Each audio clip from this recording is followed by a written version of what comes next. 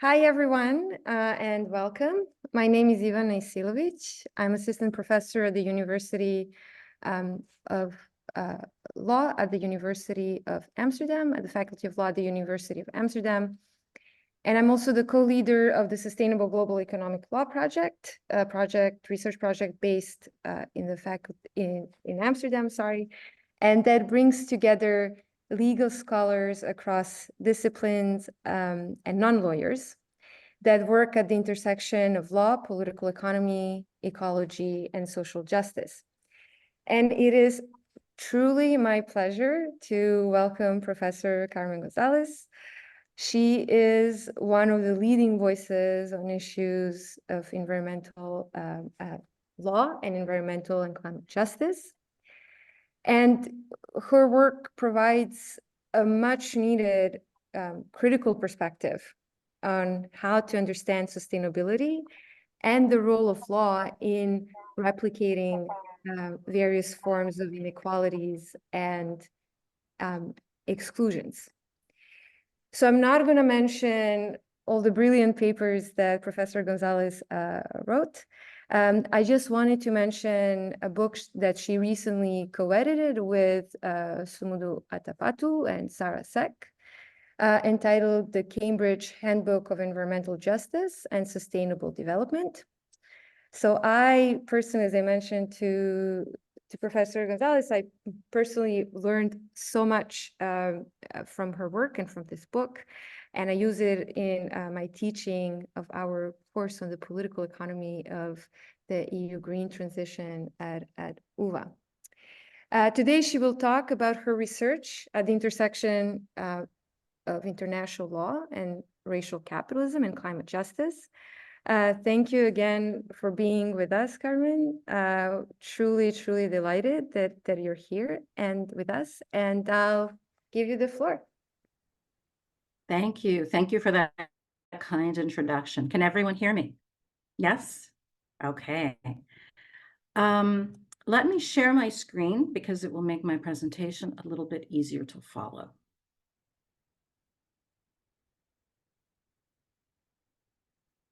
It says my screen share is loading.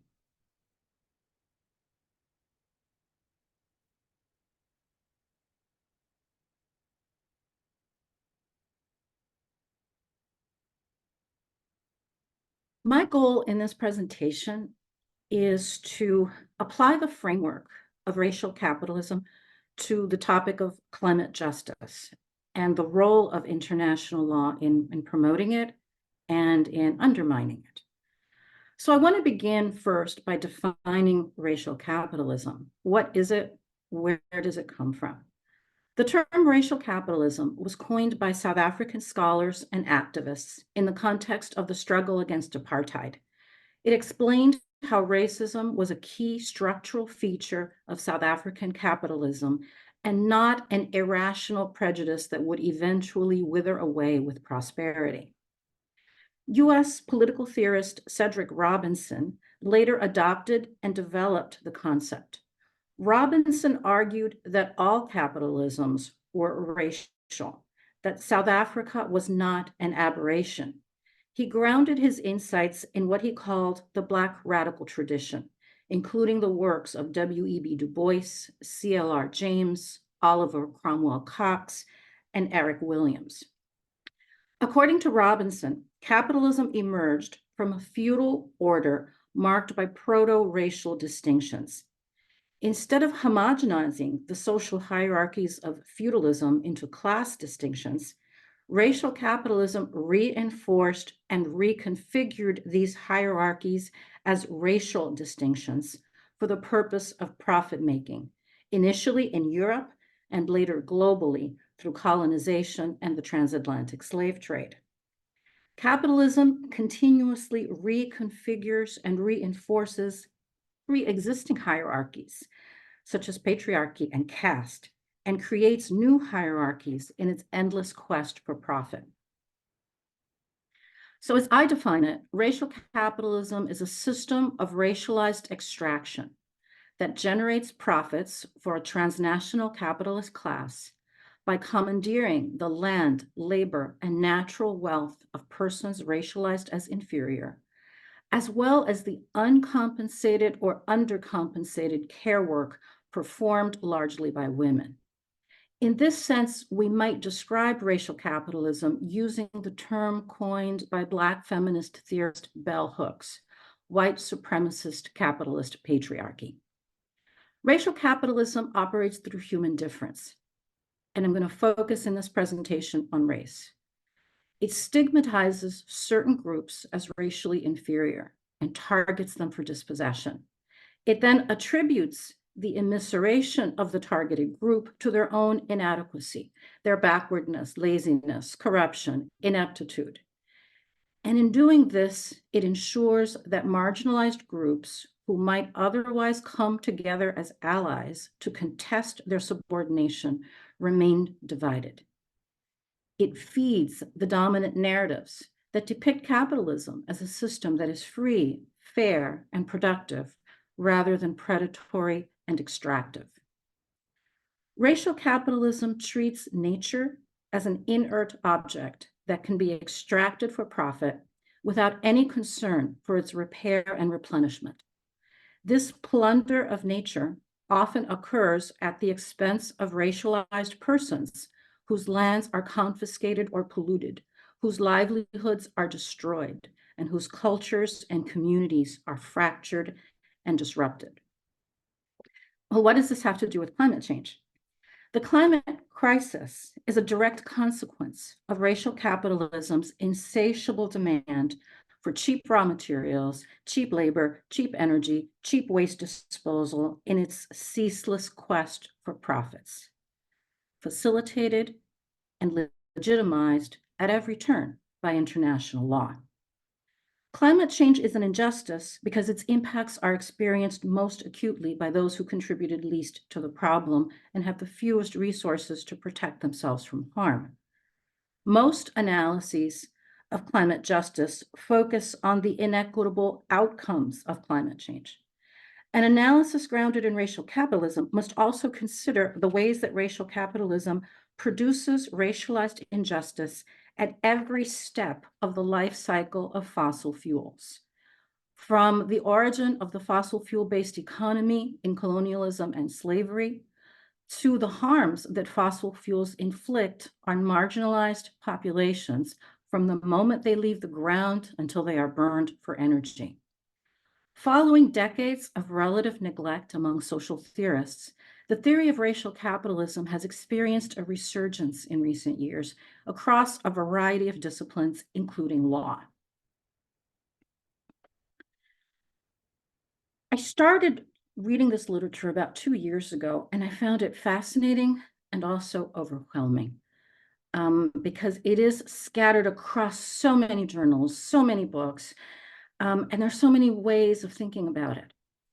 In an article titled Mapping Racial Capitalism, Implications for Law, my colleague, Athena Mutua, and I examined this literature and try to pull out what we believe to be racial capitalism's race-making and profit-making processes.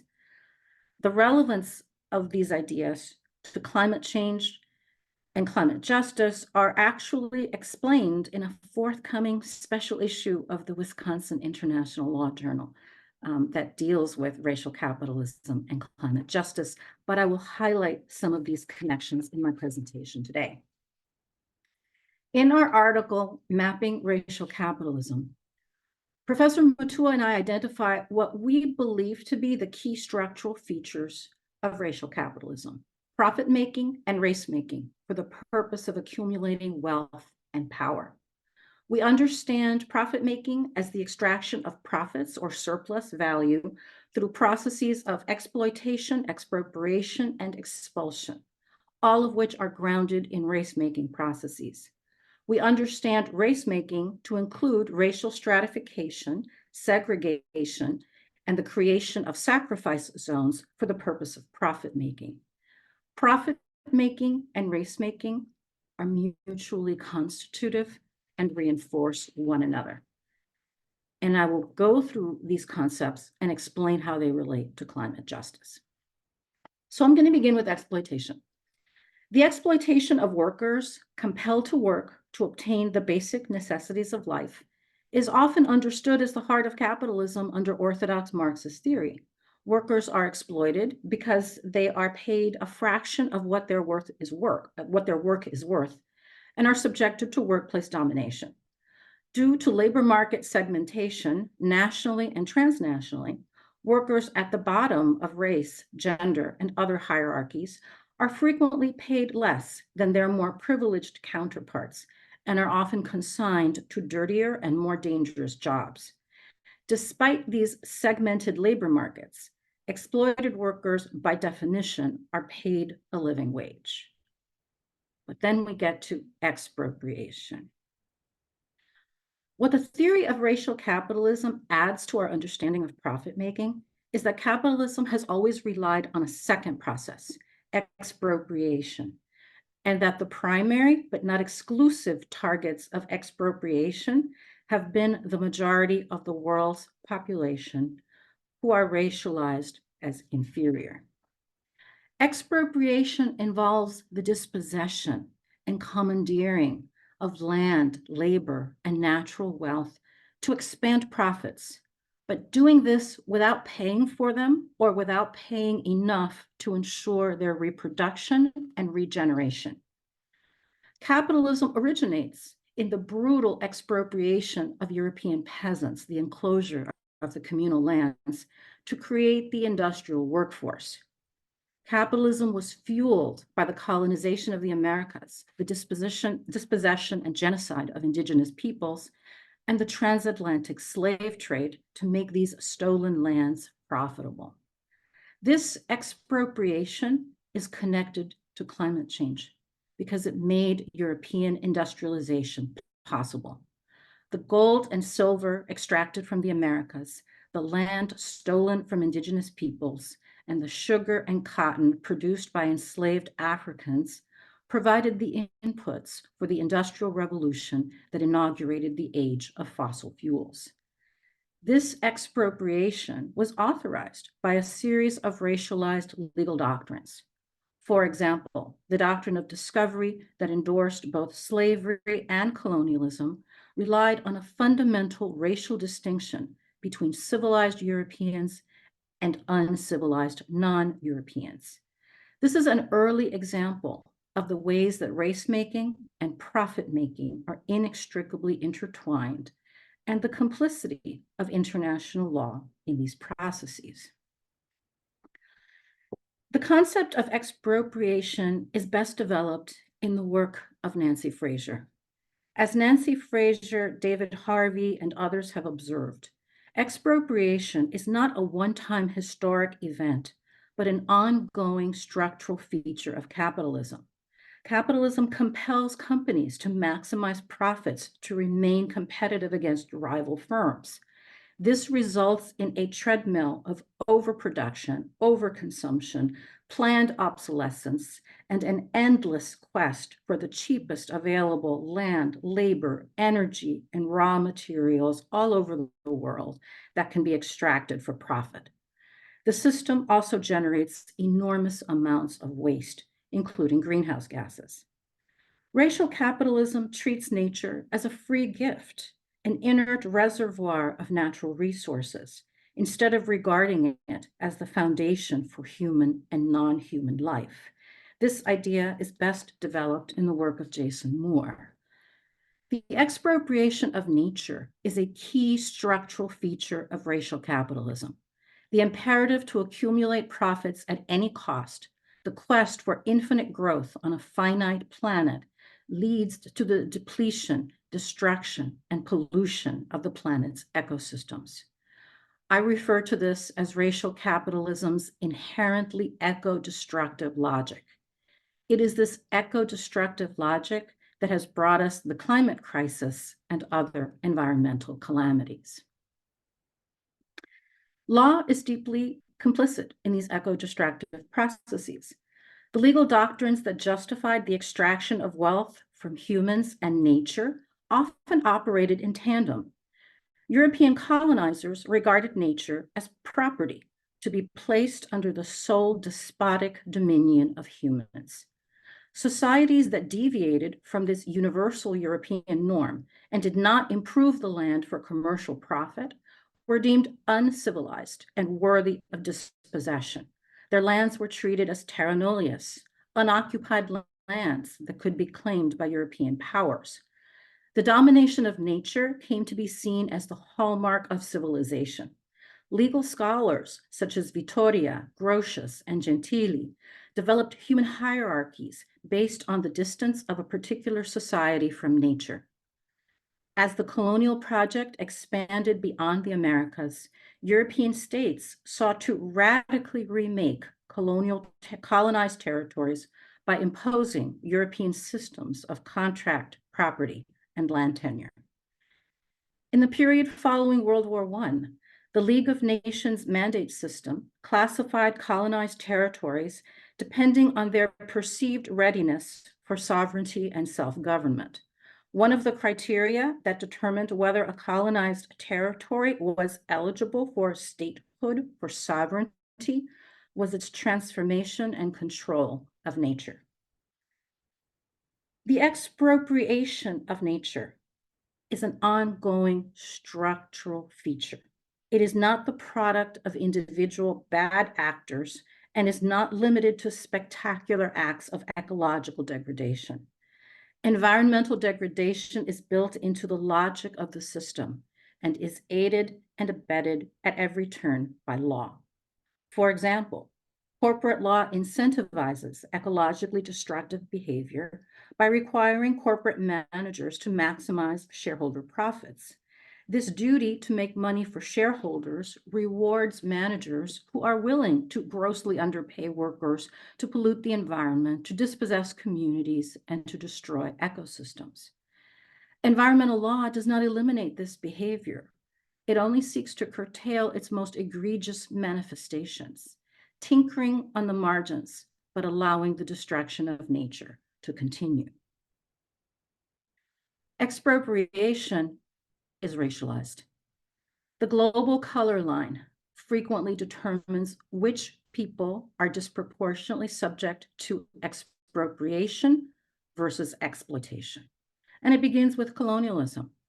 Colonial control over much of the planet enabled European states to industrialize and prosper by expropriating the land, labor, and natural wealth of colonized populations racialized as inferior.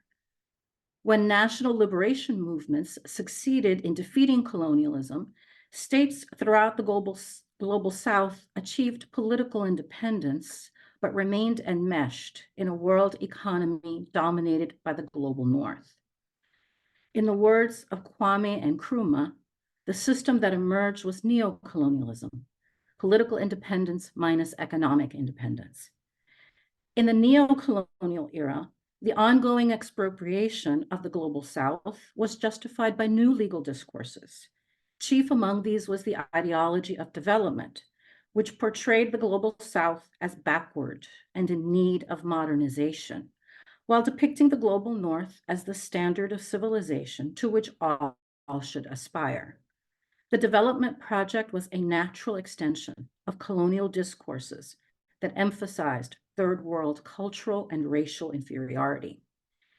Instead of providing reparations for slavery and colonialism, Northern states attributed Southern poverty to inept and corrupt post-colonial leaders, again, a deeply racialized discourse, and prescribed neoliberal economic reforms as the cure for these pathologies.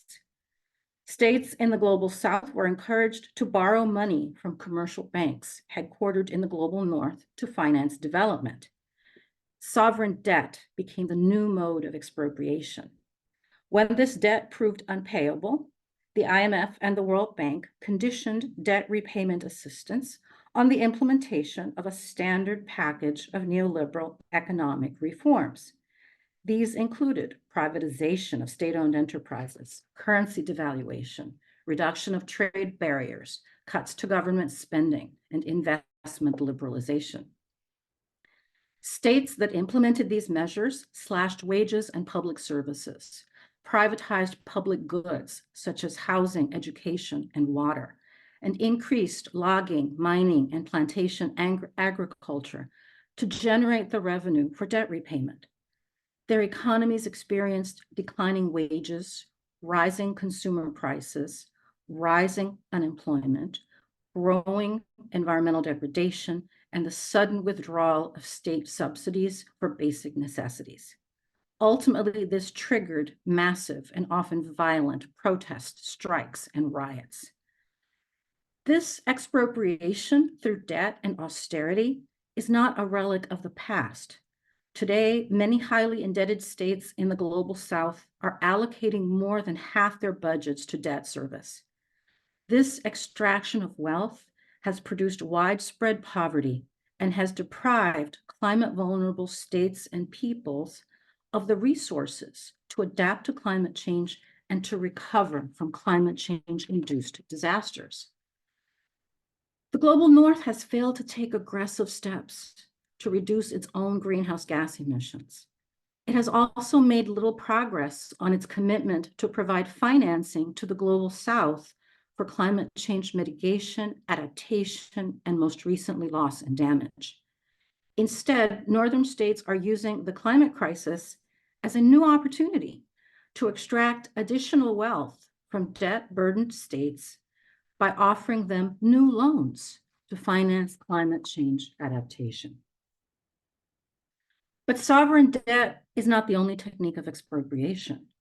Starved of capital and desperate for foreign investment, states in the global South became parties to bilateral investment treaties that significantly constrain their regulatory authorities. These agreements permit foreign investors to seek monetary compensation in arbitration tribunals for the diminution in the value of their investment caused by host state regulation. For example, when Ecuador increased its windfall profits tax on foreign oil corporations in 2007, US and French oil companies filed arbitration claims seeking over $3 billion in lost profits. $3 billion. They were ultimately awarded over $800 million. Concerned about significant potential liability, capital importing states in the global South have often hesitated to enact human rights, labor, environmental, and tax legislation that might impact investor profits. In 2023, the UN Special Rapporteur on the Right to a Healthy Environment issued a special report explaining that investor-state dispute settlement produced regulatory chill and impeded the actions needed to address global climate and human rights crises. His report highlighted the extensive use of investor-state dispute settlement by the fossil fuel industry to challenge all sorts of government actions, such as denials of permits for oil and gas exploration, bans on fracking, and laws to protect water supplies from contamination. The point of this discussion is not to provide an exhaustive account of every conceivable tool that can be used for expropriation, but a few examples to highlight the process and the complicity of international law with that process. Societies racialized as inferior are subjected to ongoing processes of expropriation that deepen their poverty and make them vulnerable to the next round of plunder by depriving them of the resources to exist, but also their status as stigmatized and impoverished groups places them outside the realm of moral concern, making it easy to blame them for their own poverty because they are supposedly corrupt or inept or irresponsible or violent. All of this is related to climate change. The extraction of natural resources, and in recent decades, the outsourcing of pollution to the global South, releases prodigious amounts of greenhouse gases. The accumulation of wealth through trade, finance, and investment enables transnational elites, especially those in the global North, to maintain unsustainable levels of material consumption and extremely high per capita carbon emissions, fueling the climate crisis. I want to conclude by highlighting the difference between exploitation and expropriation. Exploited workers are compelled by market forces to sell their labor at a fraction of what their labor is worth in order to satisfy the basic necessities of life, work or starve. Expropriation is an intensification of exploitation. Expropriated workers are either enslaved or paid less than a living wage. Examples of expropriated workers include enslaved workers, trafficked workers, undocumented workers, farm workers, fast food workers, domestic workers, and the grossly underpaid workers who find themselves at the bottom of global commodity chains in mines, factories, farms, and sweatshops all over the world. Expropriation usually requires violence, or at least the threat of violence. It requires the active presence of a state that will collude with large extractive corporations and adopt mechanisms to legitimize the ongoing plunder of labor and resources. The state must also be willing to violently repress resistance or to look the other way when private actors do so. And we see this in the worldwide attacks on environmental defenders. Racially subordinated persons are disproportionately expropriated, colonized, enslaved, dispossessed, grossly undercompensated for their labor, and, as I will explain in the next part of my presentation, treated as repositories for waste. The third profit-making process is expulsion. Developed by sociologist Saskia Sassen, the concept of expulsion refers to the creation of surplus populations that are considered disposable and expendable and treated as waste because they are no longer profitable as workers or consumers. What are some examples? Homeless persons, incarcerated persons, persons confined in refugee camps and detention centers, persons warehoused in ghettos, slums, and reservation with no prospect of employment, who are overwhelmingly racial and ethnic minorities or racialized migrants. To be expelled is to be killed by the police with impunity, to be locked up indefinitely in jail or in a migrant detention center, to have your lands turned into a war zone, or to be left to drown at sea or perish in the desert when you are fleeing a home that has been rendered uninhabitable by climate change, war, or pollution. Expulsion is very profitable. Polluting industries generally operate in disenfranchised communities where the land is cheap and the local population is too impoverished to resist. These communities are subjected to what Rob Nixon calls slow violence, environmental catastrophes that unfold gradually and over time and inflict illness and premature death on the planet's most marginalized populations. Throughout the world, persons racialized as inferior live in the shadows of the fossil fuel industry, in the shadows of oil drilling, petroleum refining, chemical plants, power plants, pipelines, and other polluting industry. But they are also subjected to the fast violence, if you will, of resource wars. Fossil fuel-rich countries in regions such as the Middle East have been repeatedly invaded and occupied to extract and expropriate their oil wealth, producing massive death and displacement. My point here is that an analysis of climate change that focuses only on the racially disproportionate outcomes of climate change is incomplete. It's also necessary to examine the racialized injustices that underlie the history of the fossil fuel-based global economy and the processes of expropriation and expulsion that immiserate, displace, and poison marginalized populations while emitting enormous amounts of greenhouse gases. Well, I now want to turn to the processes of race making. The first process of race making is racial stratification, which involves categorizing people in racial hierarchies by singling out certain physical or cultural traits, giving them meaning, and stigmatizing some in comparison to others. Racial stratification is done for the purpose of facilitating and justifying the expropriation and expulsion of groups deemed inferior, the distribution of social benefits, opportunities, and burdens in vastly unequal ways. When we talk about racism, many people immediately pivot to the black-white paradigm. Racism is far more complex.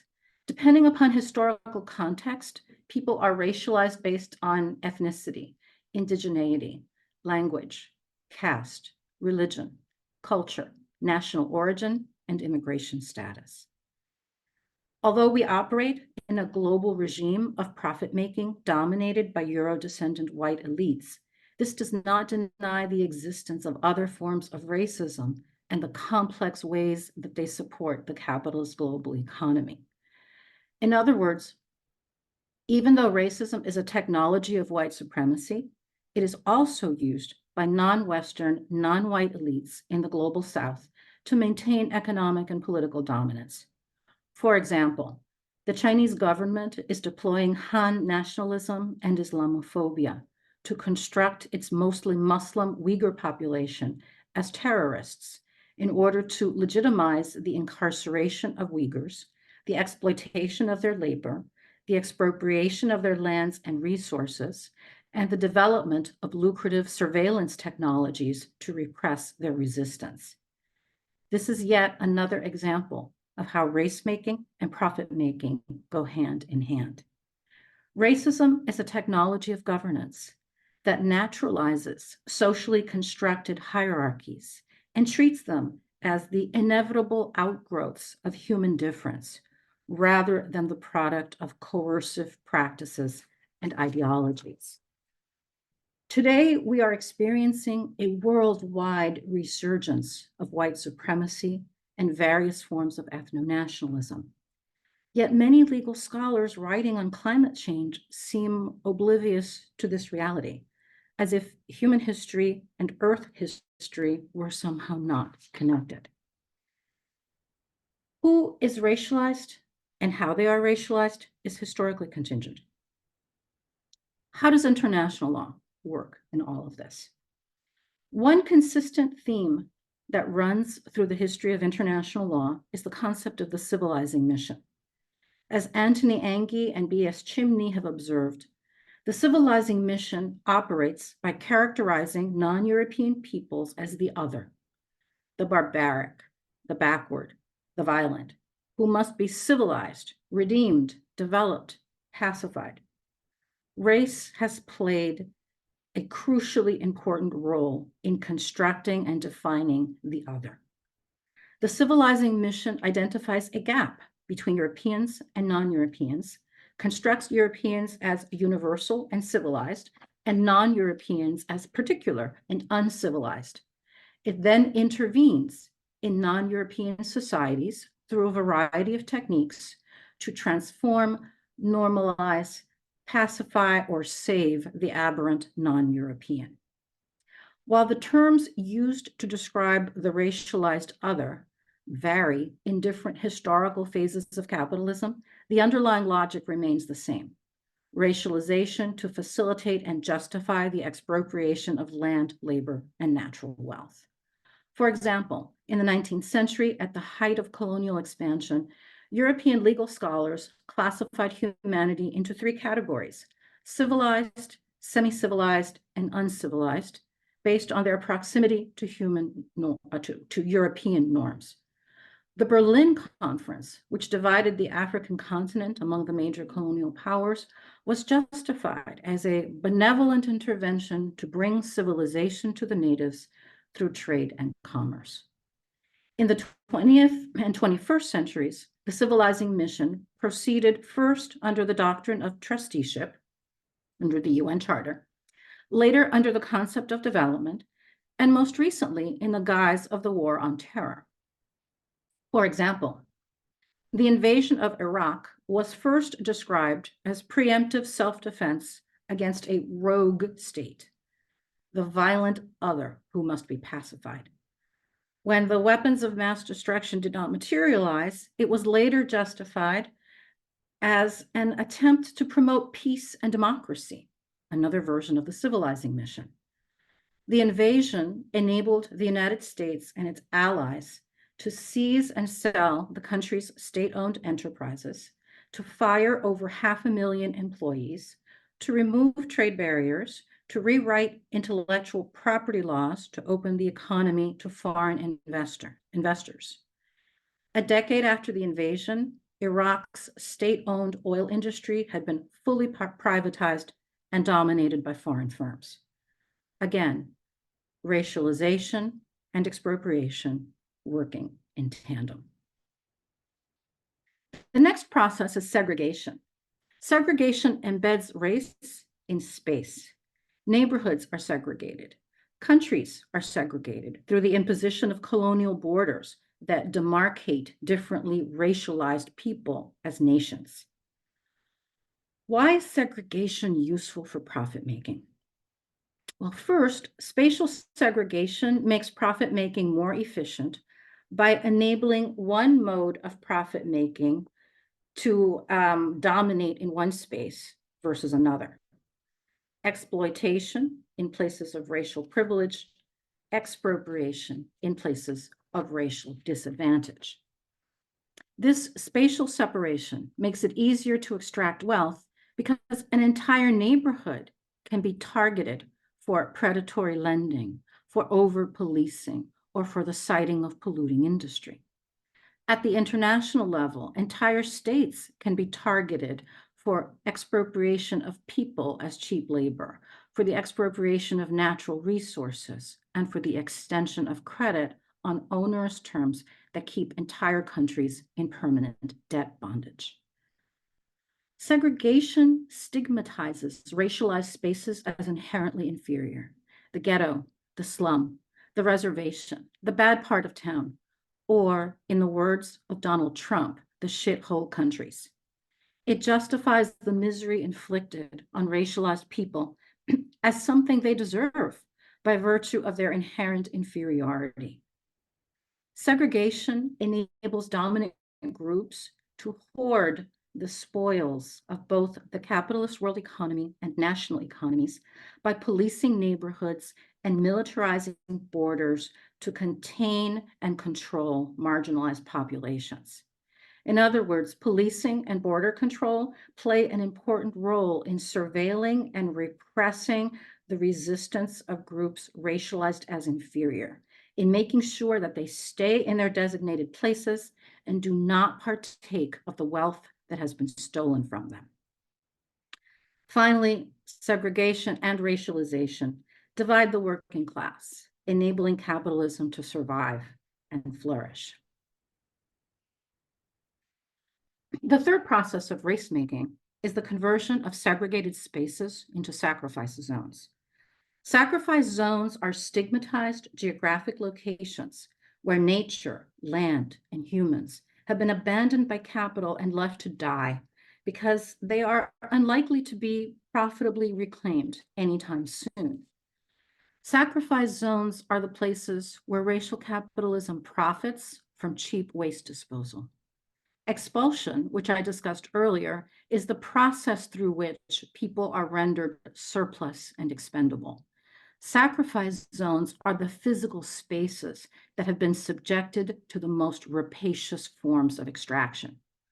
The US government coined the term sacrifice zone to describe areas rendered uninhabitable by catastrophic levels of radioactive contamination for the production of nuclear weapons.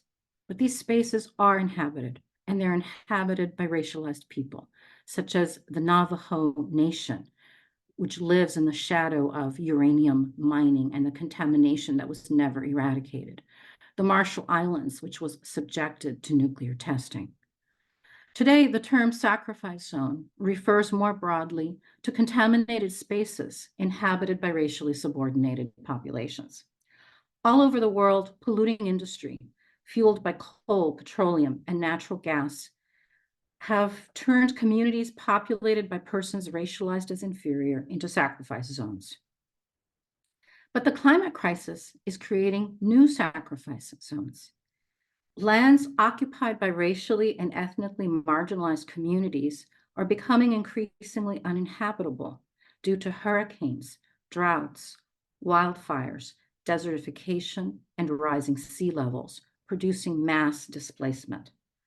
These communities have been rendered vulnerable to climate change not only by the greenhouse gas emissions of the affluent and the powerful, but also by the colonial and neo-colonial policies and practices that impoverish them and deprive them of the resources necessary to adapt and to recover from disasters. When these racialized persons, expropriated and displaced, attempt to migrate to the global north, they are classified as illegal, they are criminalized, detained, and deported.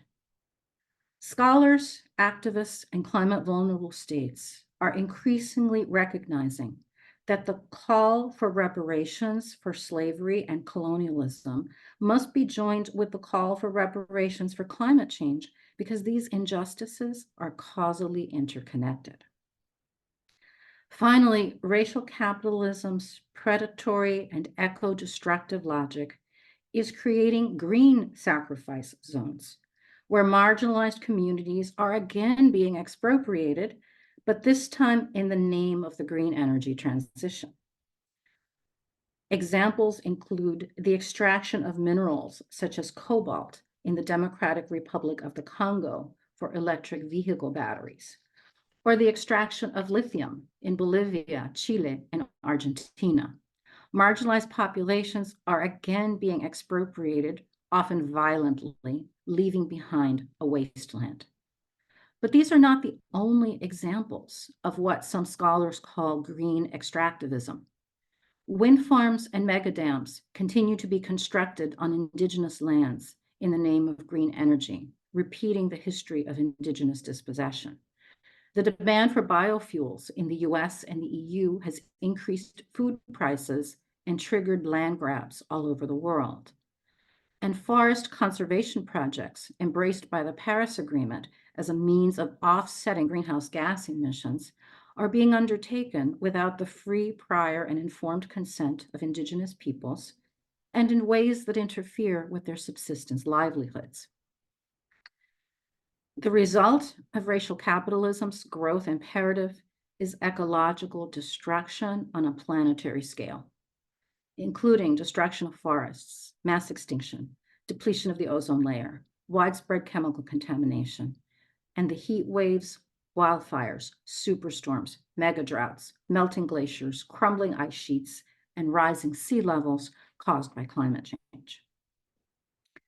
Oh, this is an optimistic way of thinking of the world. How can we use this information?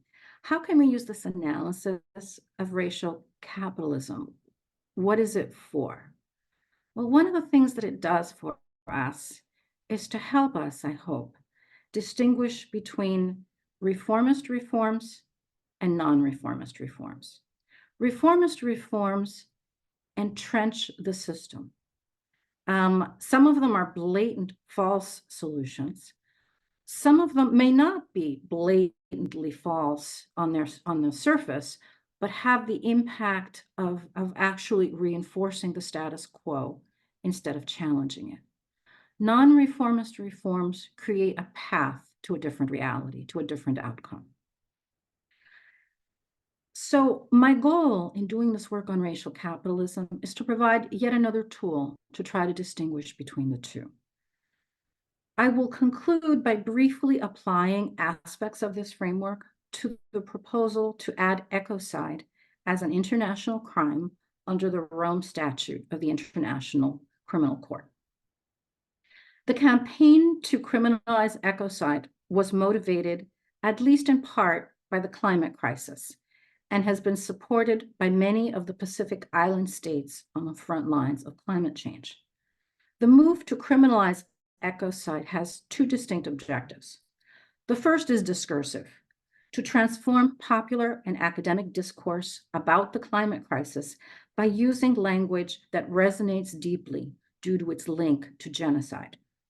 Ecocide gives us the language to convey the sheer magnitude of the ecological crises we face today, and to brand the individuals, corporations, and governments perpetrating this violence as criminals.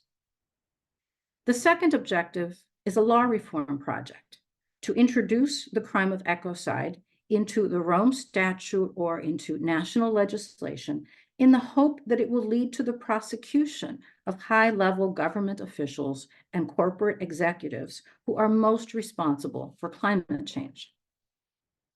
While I support the discursive use of the term ecocide, my analysis gives me reservations about the law reform project.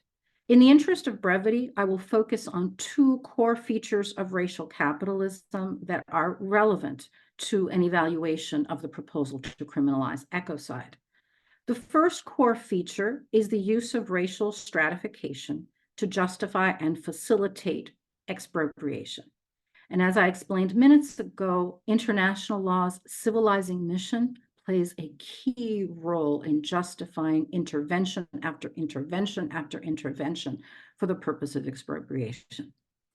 The second core feature is racial capitalism's inherently eco-destructive logic. At first blush, this structural analysis of racial capitalism appears to have nothing to do with the criminalization of ecocide. How can these two things be related? Well, let me begin with racial capitalism's eco-destructive logic. One of the disadvantages of criminalizing ecocide is international criminal law's emphasis on individual culpability, which obscures the structural causes of the climate crisis, including its origins in slavery, colonialism, and neocolonialism. International criminal law is predicated on the individual as an autonomous moral agent who can fulfill the mens rea requirement. This emphasis on individual perpetrators creates the illusion that that capitalism's destruction of nature is an aberration rather than the normal operation of the system, that it can be addressed by punishing a few bad actors. By focusing on individual culpability, international criminal law relieves both states and the international community of the obligation to examine the structural inequities at the heart of the climate crisis. But there's a second problem. A definition of ecocide was developed by an independent expert panel convened by the Stop Ecocide Foundation. The definition they developed limits ecocide to actions that cause severe and either widespread or long-term damage.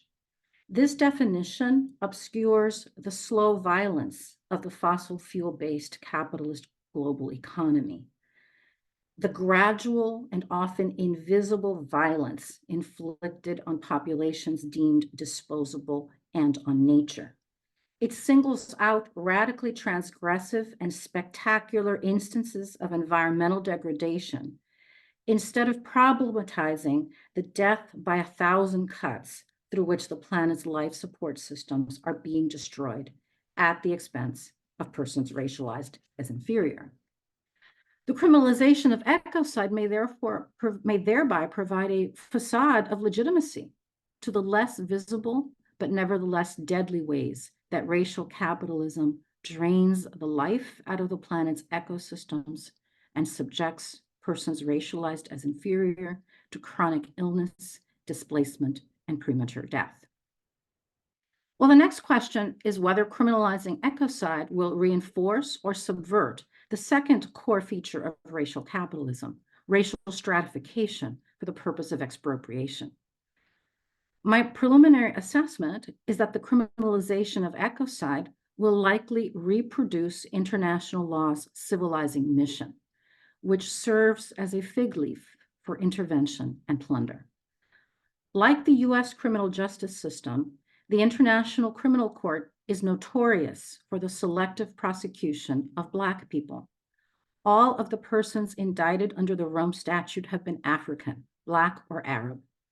The problem is not only the identity of those prosecuted, but the narratives that accompany the criminal prosecutions. These narratives reinforce the idea of Africa as a place of backwardness, violence, and disorder that requires the civilizing intervention of international legal tribunals, if not outright invasions. International criminal trials often demonize the figure of the warlord while concealing the complicity of the mining industry, the fossil fuel industry, the diamond industry, and the armaments industries in mass atrocities and militarized conflicts. By shifting responsibility to the barbaric other, the trials also obscure the ways that neoliberal economic reforms mandated by international financial institutions have made it increasingly difficult for post-colonial states to operate, to maintain any semblance of economic independence and political autonomy.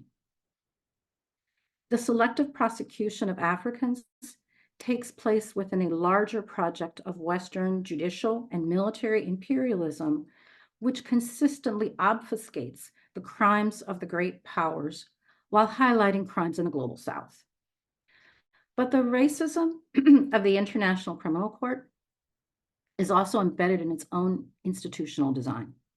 First, the core crimes identified in the Rome Statute are rooted in direct forms of physical violence and ignore the structural violence of economic coercion, resource extraction, global wealth maldistribution, and enforced impoverishment. Second, the International Criminal Court's jurisdiction is limited to crimes that occurred after the Rome Statute entered into force in 2002. This means that the International Criminal Court generally fails to take into account the colonial histories and structural inequities that contributed to the crimes it adjudicates. This is important for prosecutions related to climate change because the global north is responsible for the majority of greenhouse gases emitted from 1850 to the present. Erasing this history is deeply problematic. But there's more. A small group of powerful states frequently influence, if not outright dictate, who is prosecuted. Under the Rome Statute, the UN Security Council is authorized to refer cases to the International Criminal Court for prosecution, including cases involving perpetrators from states that are not parties to the Rome Statute. The involvement of the UN Security Council often results in prosecutorial double standards that target crimes committed by Africans while protecting veto-wielding Security Council members and their allies from prosecution. The lack of accountability for crimes committed in Iraq, Afghanistan, and Syria, among other places, make these double standards crystal clear. But it gets worse.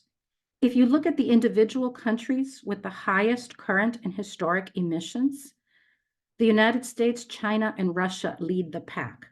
Because these countries are not parties to the Rome Statute and wield veto power at the UN Security Council, it is extremely unlikely that their governmental and corporate leaders will ever be prosecuted for ecocide. Instead, ecocide-related prosecutions are likely to target the usual suspects, the global South, reinforcing the racialized narrative that ecocide only occurs in poor countries driven by the greed of rapacious and corrupt leaders. So in conclusion, my aim in this presentation is not to offer a definitive assessment of whether the criminalization of ecocide is a good idea.